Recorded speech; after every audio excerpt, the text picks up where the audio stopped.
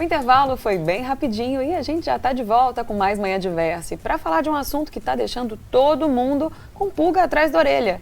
Frio no meio da primavera, pode isso?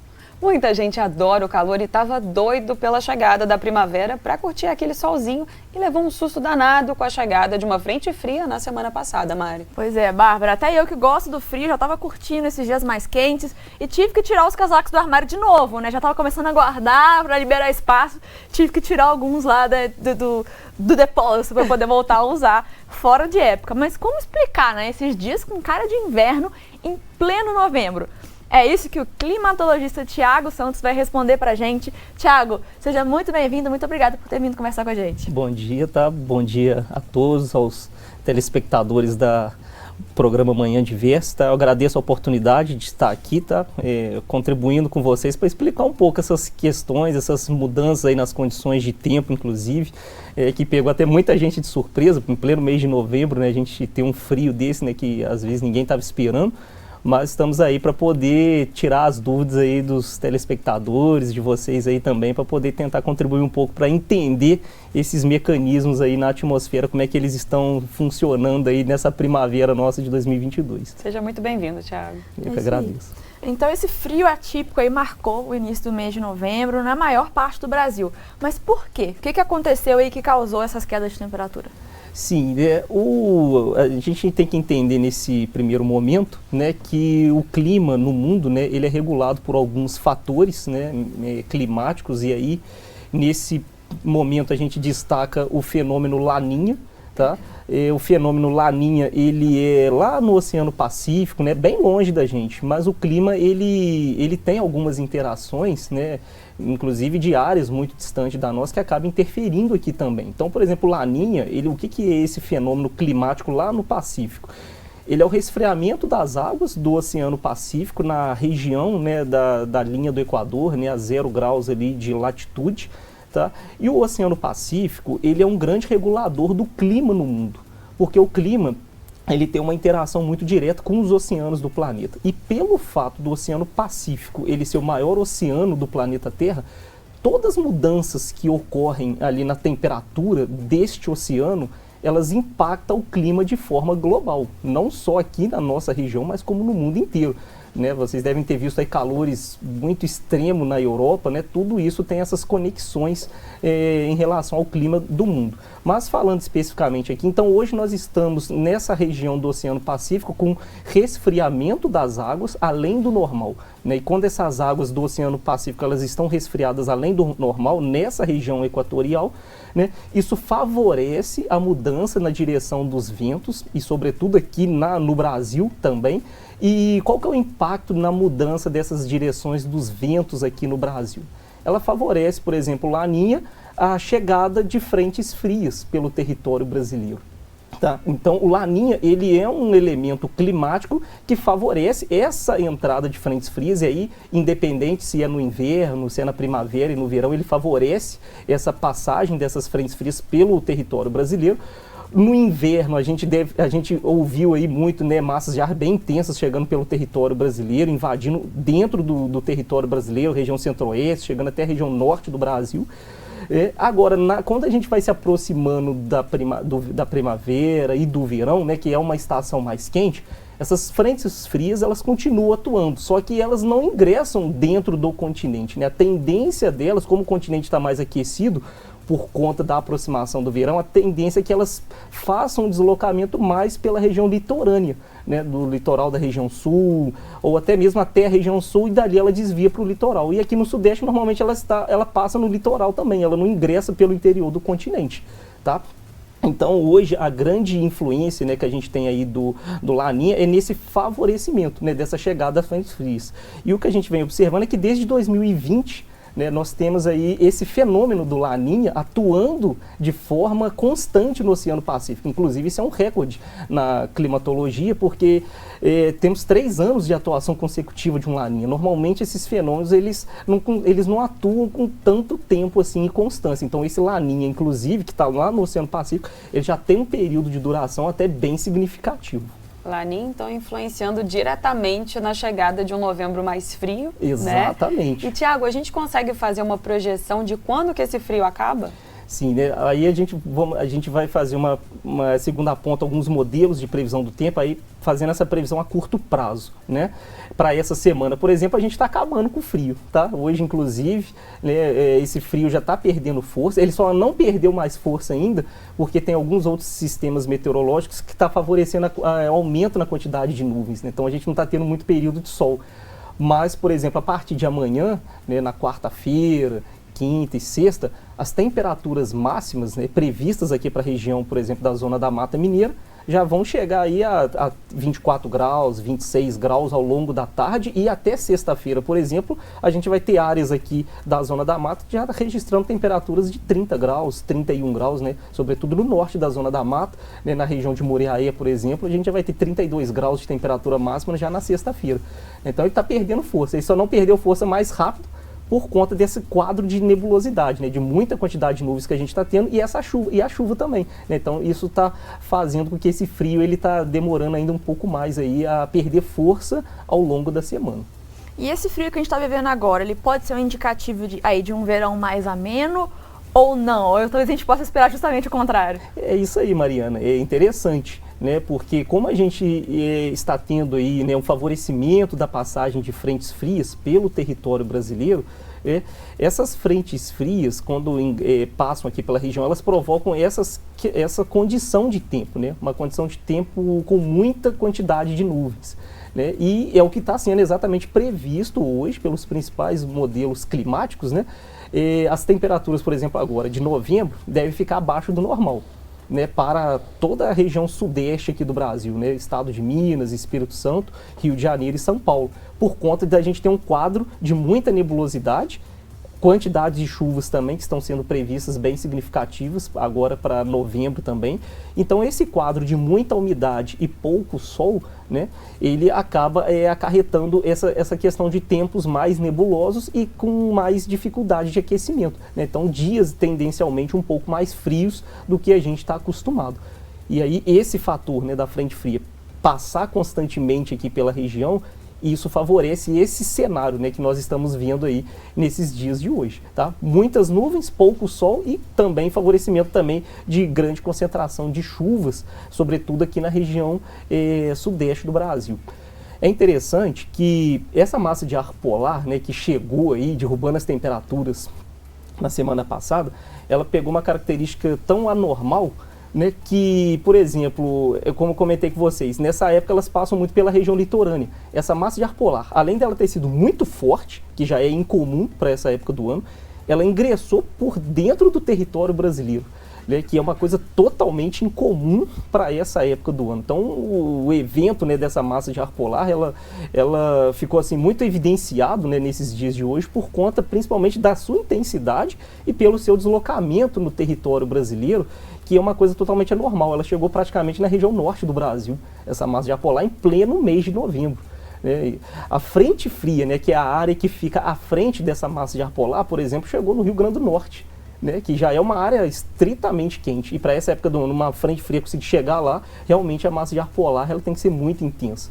Tá? Mas o Laninha favorece isso mesmo, tá? Essas massas de ar polar mais intensas chegando, tempo com muita nebulosidade, a quantidade de chuva prevista também para o mês de novembro são chuvas acima da média para essa região sudeste nossa aqui. Sobretudo a gente destaca os estados de Minas Gerais, São Paulo e Espírito Santo, tá? Rio de Janeiro também, né? Então esses mecanismos, né, esse cenário climático que nós temos hoje, né, ele está favorecendo essas temperaturas aí um pouco mais baixas e com chuvas também bem significativas em toda a região sudeste do Brasil. E considerando essas características anormais, né, quando a gente faz a comparação com novembro do ano passado e até mesmo com novembro dos anos anteriores, a mudança realmente foi drástica?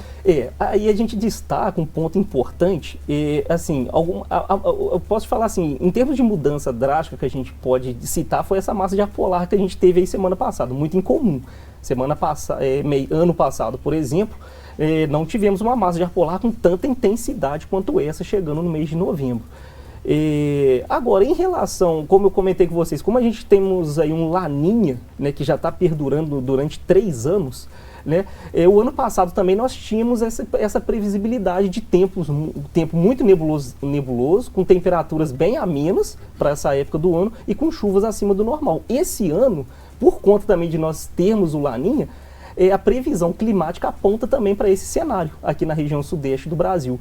Chuvas acima do normal, né, para essa época do ano, e temperaturas mais amenas por conta de você ter um cenário aí de condições de tempo com muita quantidade de nuvens, né? Então essa elevada quantidade de nuvens, ela dificulta realmente o aquecimento durante o dia, e a gente faz com que tenhamos, né, temperaturas mais amenas, né, durante esse mês de novembro, e essa é a tendência que os modelos climáticos apontam para o trimestre do verão, né, o que seria aí os meses de dezembro, janeiro e fevereiro até o momento. Mas é sempre bom a gente estar atento a essas previsões climáticas, porque elas mudam constantemente. Tá? Então, quanto mais assim, nós pudermos acompanharmos esses monitoramentos meteorológicos pelos principais institutos de meteorologia nacional também, é importante para a gente ter uma previsibilidade mais razoável aí para cenários futuros, sobretudo quando a gente fala aí de 2 meses, 3 meses, que tem muitos fatores aí interferindo nesses prognósticos, né, nessas previsões. E, Tiago, enquanto a gente está vivendo uma primavera com temperaturas mais baixas aqui no Brasil, no hemisfério norte várias regiões estão vivendo temperaturas mais altas do que o normal para essa época do ano. Esses dois fenômenos têm relação? Na meteorologia, né, a gente chama isso de teleconexões, né? Essas correlações, né, elas são às vezes difíceis, né, de você detectar, né, se existe uma relação ou não, mas pensando no clima mundial, como que ele tenta sempre manter um equilíbrio, né? Por exemplo, se você tem áreas que está chovendo muito, você vai ter áreas que vai ter o extremo inverso desse, áreas extremamente secas. Se você tem áreas extremamente frias em alguma parte do mundo, outras áreas vai estar extremamente quente, porque o mecanismo do clima no mundo, ele tenta se autorregular. Então, por exemplo, quando você tem esses desajustes, né, temperaturas muito acima do normal lá no hemisfério norte, é muito provável que isso vai ter uma teleconexão, né, aqui no hemisfério sul em alguma área, né? O difícil é você prever essa área, muitas vezes, né? Você consegue ter essa tendência, mas você ter a certeza que realmente vai acontecer aquilo ali, ainda é uma evolução, né, que se está tendo dentro da previsão climática. Mas pode existir essa teleconexão. Você vê, estamos com temperaturas anormal para essa época do ano aqui em novembro, em contraste ao hemisfério norte, com temperaturas extremamente altas, né? A gente teve aí um verão, né, na Europa, por exemplo, recorde de calor, né, com rios, inclusive, secando, né, que não é nada comum, né, para essa época lá no hemisfério norte. Agora, calor excessivo tem que ser reequilibrado, né? E aí esse reequilíbrio, né, é frio excessivo. E pode ser que esse frio excessivo está alcançando aqui o hemisfério sul, e essa massa de ar polar pode ser uma resposta dessa teleconexão que se existe aí na regulação do clima do mundo como um todo, né? O clima, né, o mecanismo de climático global, né, ele sempre tenta buscar essa autorregulação. Sempre quando há o desequilíbrio, a natureza ela tenta reequilibrar, né, essas condições, né, para que volte, né, a ficar numa situação mais estável, né, as condições meteorológicas. Mas isso é muito difícil, tá, de você fazer essa correlação a princípio, né? O norte muito calor, com o hemisfério sul muito frio, mas pode ser que exista essa tendência sim, tá? É por isso que é bom a gente sempre olhar, né, esses fatores climáticos de forma bem ampliada, né? Como você falou, né, Europa muito quente, bom, pode sinalizar um indicativo que no hemisfério sul a gente vai ter aí uma condição de frio extrema. Agora basta saber aonde esse frio extremo vai alcançar, e vice-versa, né? Se nós tivermos temperaturas muito abaixo aqui no hemisfério norte, por exemplo, pode ser que aqui no hemisfério sul a gente tenha temperaturas mais altas, tá? Mas são pesquisas que têm se avançado ultimamente, né, com o advento das tecnologias que nós tivemos também. Hoje está mais possível fazer esses tipos de análise dentro da meteorologia ao longo do globo terrestre também, né? Tiago, daqui a pouquinho eu vou querer saber de você se a gente deve ficar atento à incidência de alguns problemas aí no mês de novembro, mas segura essa informação, beleza, porque a gente vai dar uma pausa nesse bate-papo para ir para o intervalo muito rapidinho, e você pode aproveitar esse tempo do intervalo para já mandar sua pergunta para o nosso WhatsApp, o DDD é 32 e o número é 999397416, e o Instagram é @tvdiversa. É só mandar uma DM por lá, não sai daí que o Manhã Diversa já volta.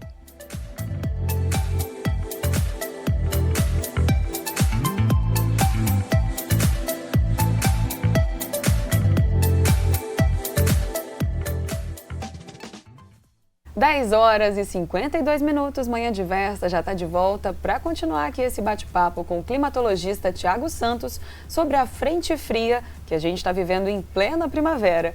Mais uma vez, obrigada por ter vindo, Tiago. Eu agradeço, Bárbara, né, Mariana, tá?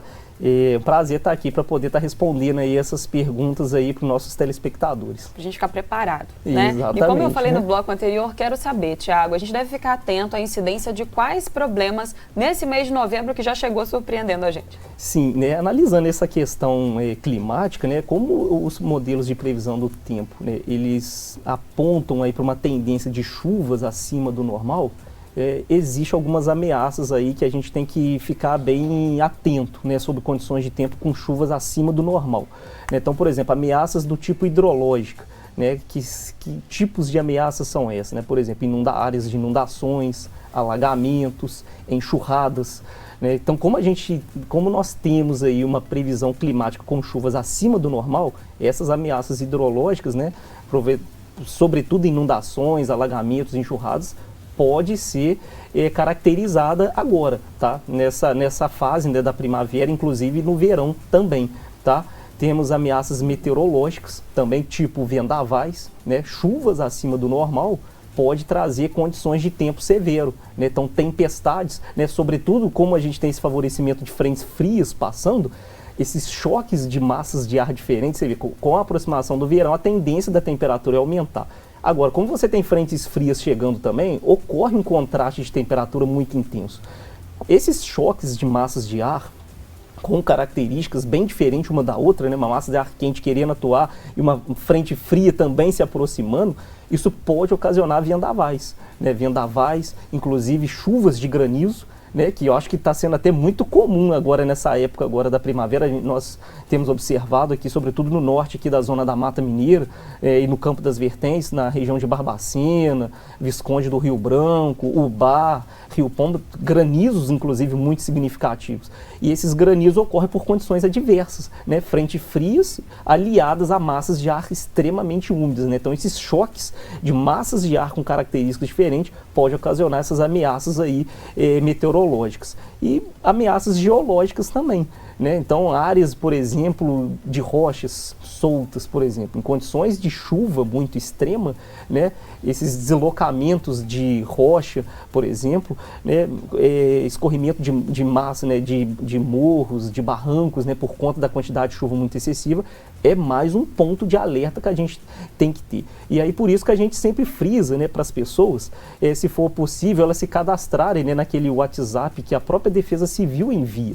Né? A Defesa Civil, hoje, ela tem um mecanismo de informação para prevenir as pessoas contra essas ameaças, né, que eu acabei de comentar com vocês. Então, condições de chuvas muito intensas, alagamentos, né, quando a pessoa ela cadastra o telefone dela, ela recebe, né, na região do CEP onde ela se cadastrou, avisos meteorológicos, avisando, ó, toma cuidado que essa área é uma área de alagamento, tá vindo uma chuva muito forte, uma chuva de granizo, e isso são informações hoje que ajudam a nós, né, tomarmos decisões. Sair de casa, ir para uma área perigosa ou não, né? Ou se a gente reside numa área que já tem históricos, né, de escorregamento, né, de barrancos, para a gente também ficar atento, né, a qualquer tipo de anormalidade, né, que ocorra nessas áreas. E além do cadastro, respeitar as notificações que indicam risco. Sim. Porque por muitas vezes a gente consegue identificar como as pessoas ignoram essas notificações, né, realizadas e noticiadas por institutos seríssimos, né? Sim. Então, se a gente conseguiu detectar ali que tem realmente uma indicação, uma notificação falando do risco, isso tem que ser respeitado. Exato. E às vezes acontece, né,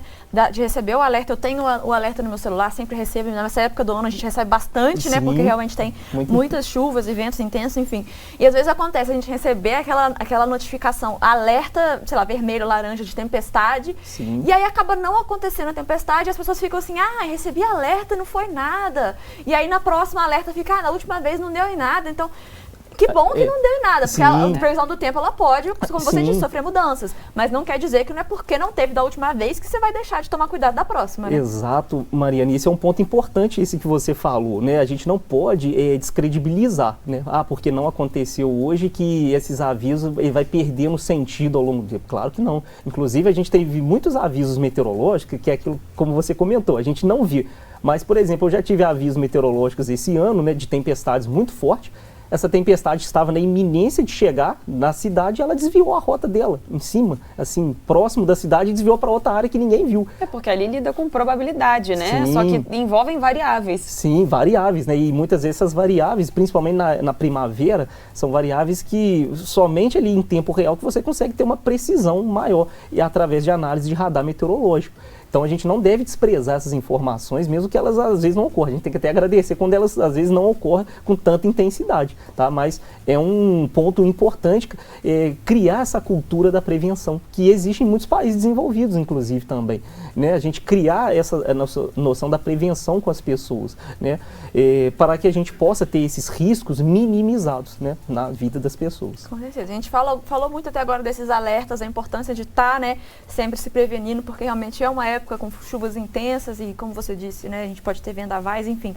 Mas a gente pode falar, talvez, do outro lado da moeda, essas chuvas chegando, né, a gente pode falar aí de recuperação, de armazenamento de água, benefício do plantio, enfim. Quais que são os lados bons aí dessa chegada dessas chuvas? A chuva ela é muito importante, principalmente as chuvas da primavera e do verão, né, elas que serão aí os nossos estoques, né, de água para o próximo período seco.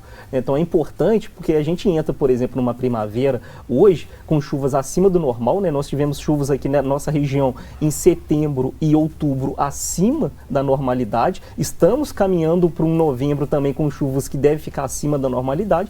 Isso é importante para a recomposição dos reservatórios de água no município. Então a gente, por exemplo, os reservatórios aqui do município de Juiz de Fora, por exemplo, eles já estão nesse momento, por exemplo, com praticamente aí 65%, né, de armazenamento e 55% de armazenamento, sendo que a gente ainda está no início do período chuvoso. Então é importante, porque isso garante, né, o abastecimento de água para a população no período seco, que deve ser o ano que vem. Então esse é um ponto importante, até mesmo para a agricultura também, né? Algumas culturas, né, também, que precisa desse tempo mais para poder crescer e desenvolver, acaba sendo importante também. Voltando ao tema frio, em Minas Gerais, o que a gente pode esperar, Tiago? Vai vir bastante frio ainda? Sim. E a tendência é que as temperaturas fiquem amenas aqui no estado de Minas nesse mês de novembro, né, e durante o próximo trimestre, né, dezembro, janeiro, fevereiro. Porém, apesar da gente estar com previsibilidade de chegadas de frentes frias, né, por conta do Laninha, mas massas de ar frias como essa que chegou agora, não temos previsão dela por enquanto de chegar uma nova massa de ar que derrube as temperaturas do jeito que ocorreu aqui na região. Mas, por exemplo, para novembro, agora, né, a tendência é que as temperaturas elas fiquem abaixo do normal por conta dessa massa de ar. Mas no trimestre do verão, né, que é caracterizado pelos meses de dezembro, janeiro e fevereiro, as temperaturas devem ficar dentro da normalidade.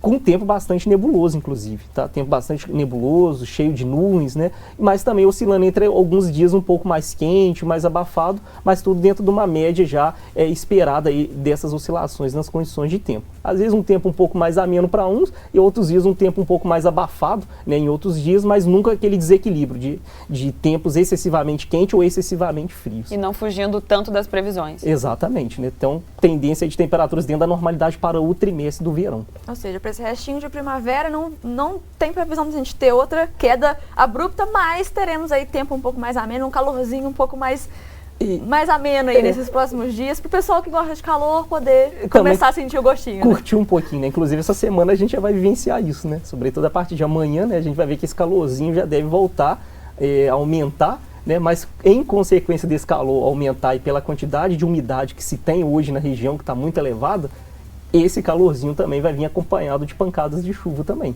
né? Então é isso aí, vai ser um equilíbrio, né? Tivemos aí um friozinho para quem gosta agora, mas agora o calor e o abafamento voltando um pouco a partir dos próximos dias. Bota casaco, tira casaco o tempo inteiro, né? É isso aí. E esse frio fora de época, ele afeta a produção agrícola também? Pode afetar os preços? Porque a gente está lidando aí com as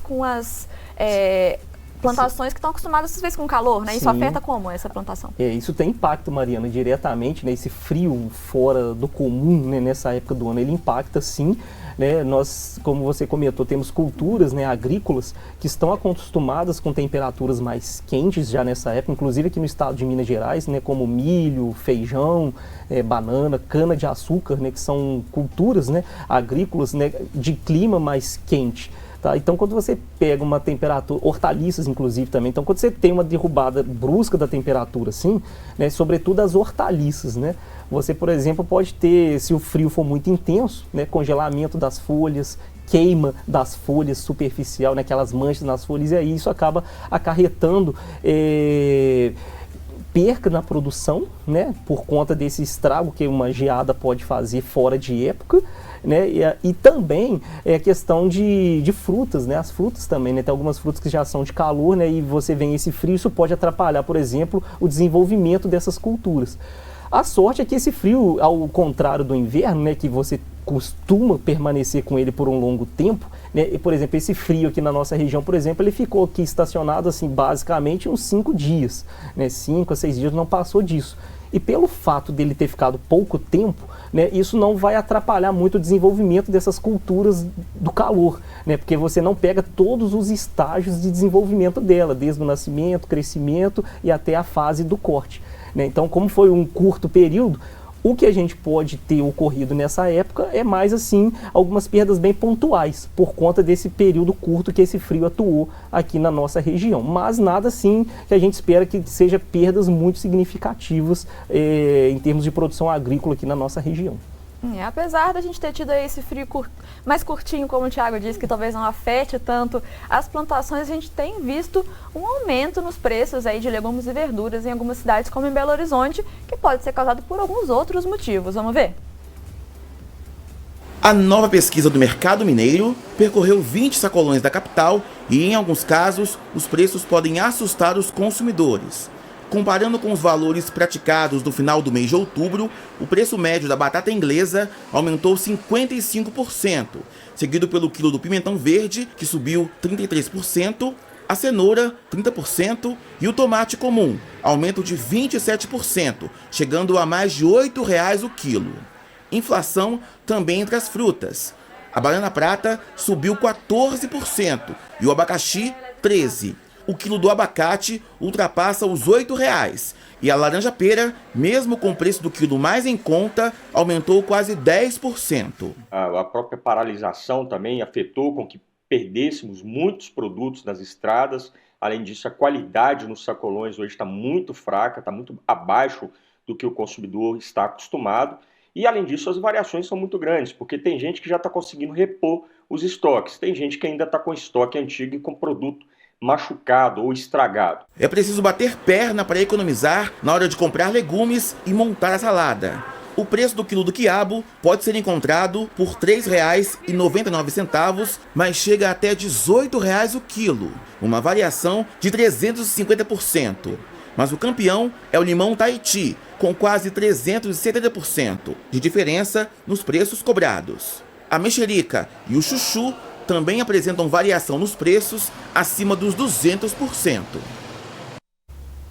E obrigada, viu, Thiago? Obrigada pela presença. Thiago Santos, climatologista, passou aqui no Manhã Diversa para deixar a gente já preparado para o que vier, né? É isso aí, Bárbara, eu agradeço a oportunidade, obrigado, Mariana, também, tá, pela oportunidade, né, e sempre, né, que nós pudermos, né, ter essa oportunidade para poder falar para as pessoas, né, para poder mostrar para eles a importância da ciência meteorológica também. Isso é um ponto, acho que importante, né, para as pessoas terem essa cultura, né, de prevenção, né? Nós precisamos trabalhar muito essa questão da prevenção com as pessoas e o planejamento, né? A ciência meteorológica, ela serve tanto para prevenir como também para planejar, né? A gente mais do que nunca sabe, né, sair de casa, né, olha assim o tempo, mas é bom a gente estar atenado ali com as informações para que a gente também, né, não fique pegue desprevenido, né, com uma chuva muito intensa, né, com frio aí muito intenso, né?